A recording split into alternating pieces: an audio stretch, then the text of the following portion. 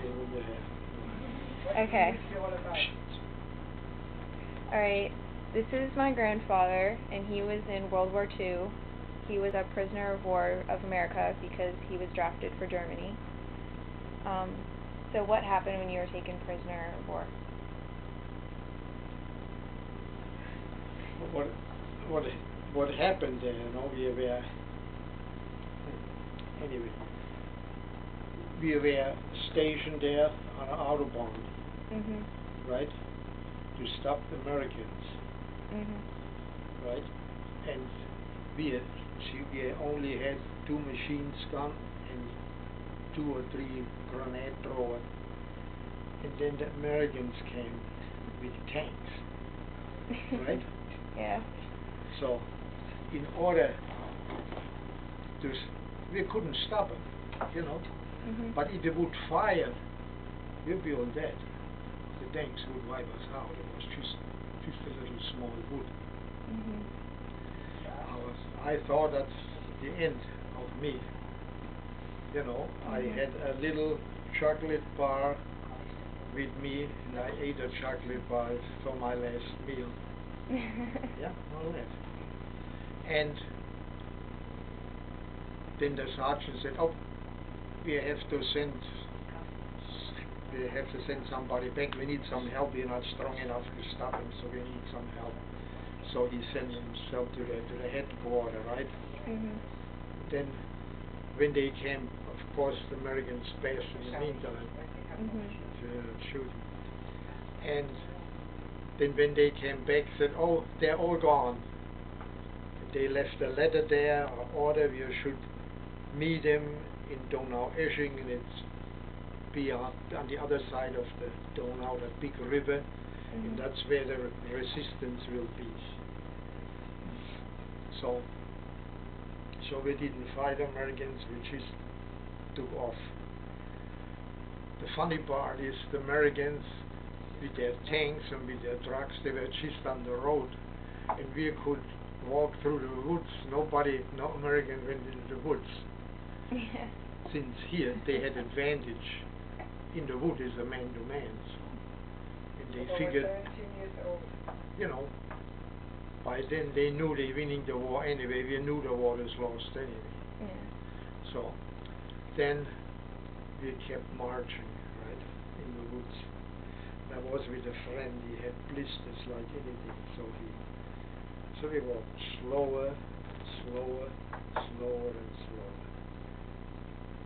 and then finally we didn't see him anymore.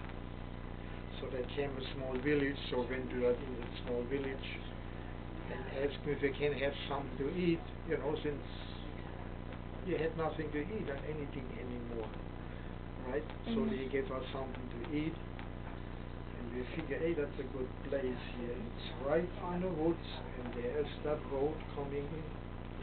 That's where we're hanging out, right? And sure, late in the afternoon, the Americans came into that little town, the village, right? Since there was another problem, there were French troops there too. Since we figured we will surrender, you know. You did not want to surrender to the French, since they really, you know, they were over there, they were not very good with the Germans, right? So we just watched and say, that's those things again with those stars. And they had a Polish worker there. They had those civilian Polish workers. They said, "Oh, now we are liberated." Said, "Oh, hey, wait a minute. You know, they all spoke German since they worked there for several years. Said, just tell them there are 2 guys here. They want to surrender, right?" So, you know, they went down there since there were practically no troops anymore, just us 2, right? So we left our guns inside. They came up here and they went out with a white handkerchief, right? So, of course, they wanted the guns, so they went in and got the guns and all that. They looked at the guns, it was kind of funny since, you know, we had somebody along who spoke German, since there are a lot of Germans, you know, they had a lot of Germans there. He said, you know, you don't take good care of your guns. The gun is your best friend, and look at that, you know, how you want to protect yourself. Mhm. You know, we didn't want to protect ourselves anymore. First he chewed us out being lousy soldiers with our bad guns. Then he laid them down on the road and came hey to the tank drove over it. He said, why did he chew us out? And now he's the tank went over it. Yeah. All right. I think that's So- what you have to remember. And It was, the Americans were already in Germany and everybody knew this was the end. oh, Nobody yeah, wanted to yeah. fight. Okay, now you throw me out again. I'm sorry about the gun, the gun. Anyway, so there's two guys there, 17 years old, right? Mhm. And all the Americans, so I figured felt kind of funny, Yeah. right? And then all of a sudden, somebody drove up with a truck, and he looked at us probably white and shaky, you know. He gave each of us a cigarette, you know, to have a cigarette to smoke. Mhm. I never smoked before. This one I smoked, right? Mhm.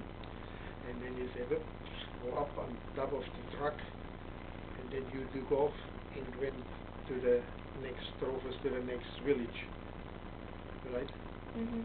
And when we arrived in the next village, they had about 100 prisoners there already.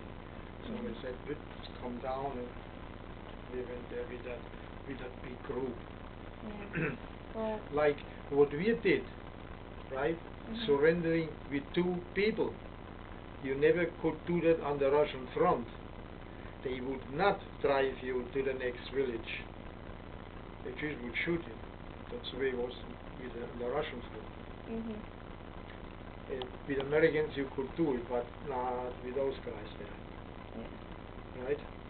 Yeah, and then we went to the bigger group, and then they had those big, put us on those tractor trailers there, and then they drove us to an airport, and they put us in the big hangar. It must have been 1,000 or 2,000 prisoners there.